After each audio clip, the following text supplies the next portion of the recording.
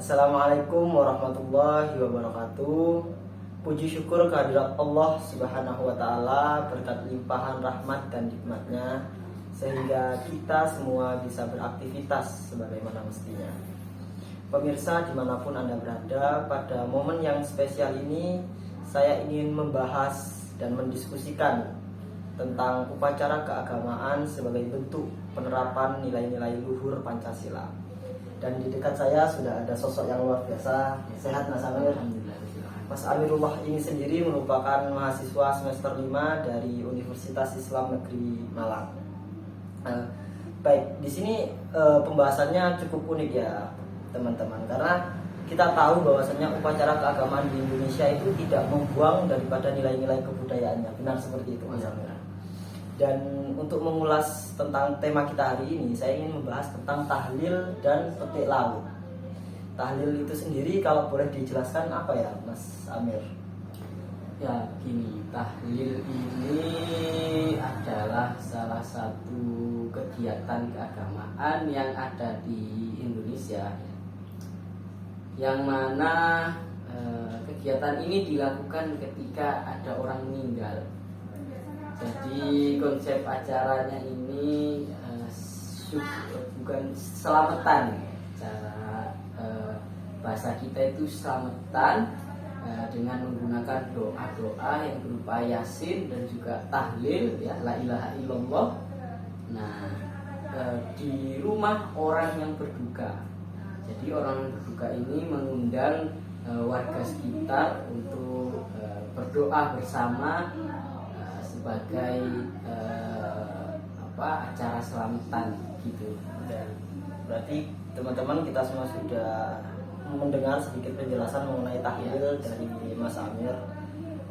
Jadi tahlil ini sendiri suatu momentum yang positif ya, tentu positif. Mengenai Pancasila sendiri sebagai dasar atau falsafah negara, sudah pasti segala bentuk aktivitas kita sebagai warga negara itu harus sesuai dengan nilai-nilai luhur Pancasila. Untuk tahlil sendiri ini Mas Amir, apakah ada kaitannya dengan nilai-nilai yang ada pada Pancasila?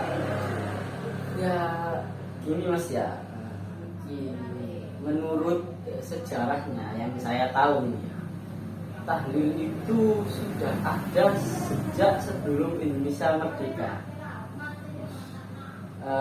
Yang saya tahu sejarahnya itu dulu waktu zaman Wali Songo, orang Hindu itu ya ada acara-acara seperti tahlil ini.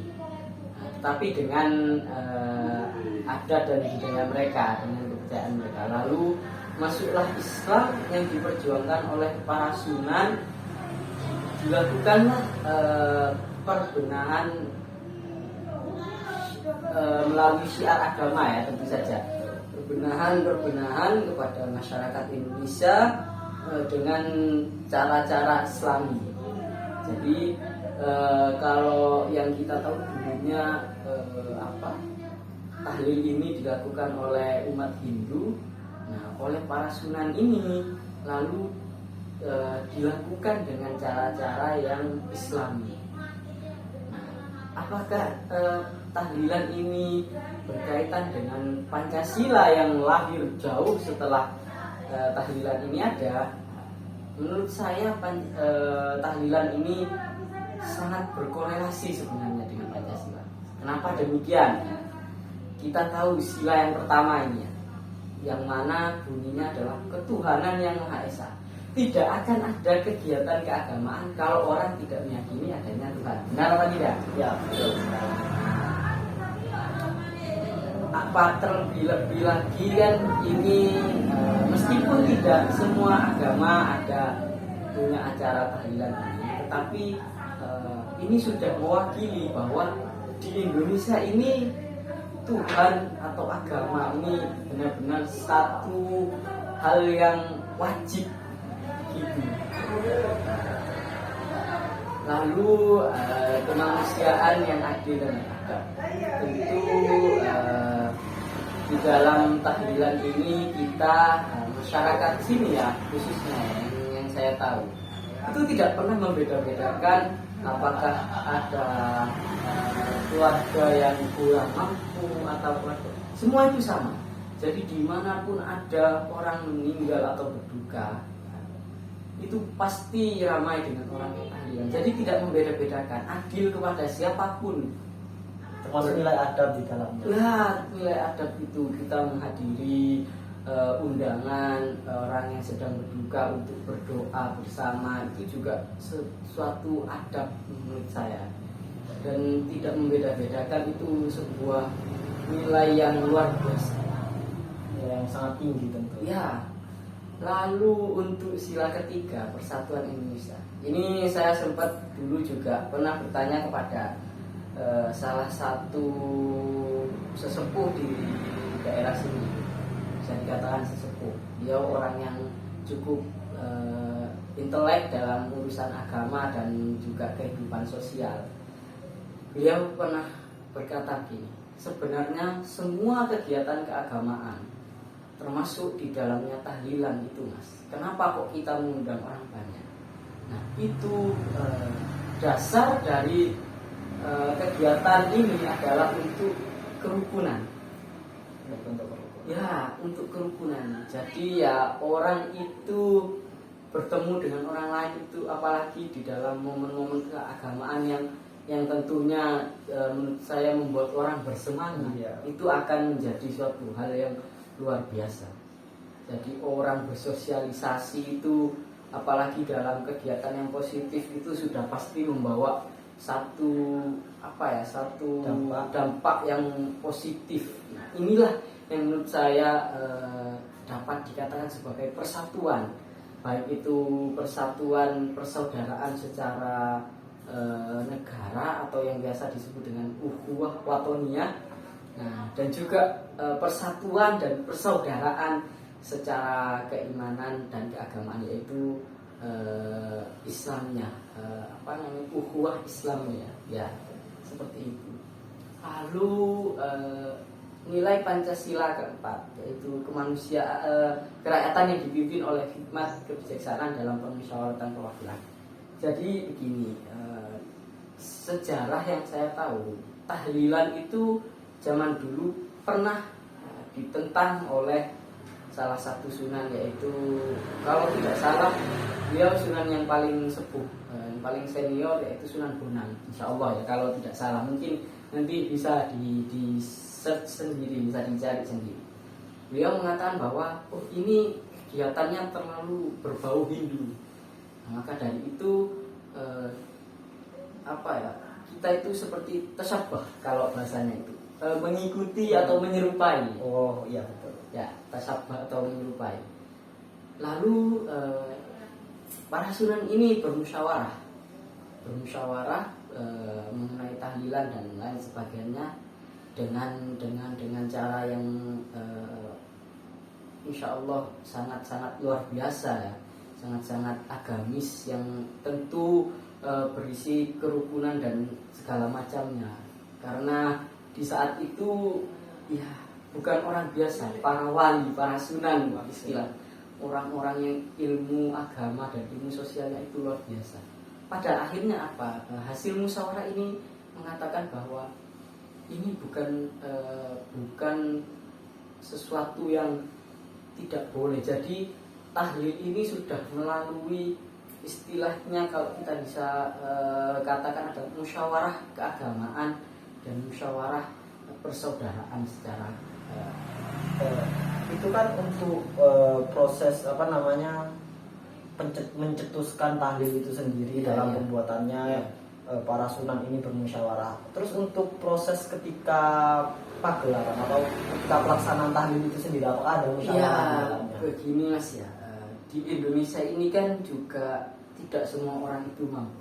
Ini salah satu yang menurut saya sangat luar biasa. Jadi ada kalanya biasa kita sebut sohibul hajah atau si pemilik acara ini kan juga orang yang tidak mampu. Maka ketika pemilik atau sohibul hajah ini dari kalangan yang kurang mampu, biasanya ada dari warga sekitar itu yang juga ikut membantu. Biasanya juga itu ada musyawarah yang tentu dilakukan oleh kalangan mereka sendiri.